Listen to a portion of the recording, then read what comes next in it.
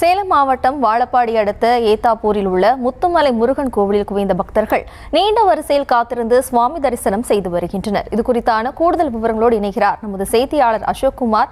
வணக்கம் அசோக்குமார்.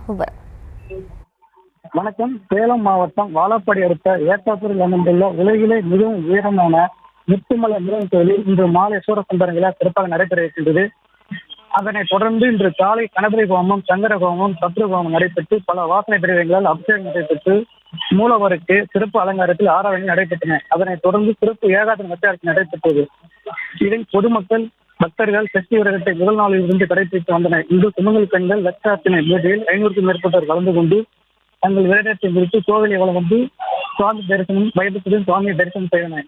இன்று மாலை 5 மணி அளவில் சூரசஞ்சரங்கள் மிக சிறப்பாக நடைபெறுவதால் சுற்று வட்டார பகுதியில் இருந்து பல ஆயிரக்கணக்கான பொதுமக்கள் கலந்து கொள்வார்கள் என்று எதிர்பார்க்கப்படுகிறது.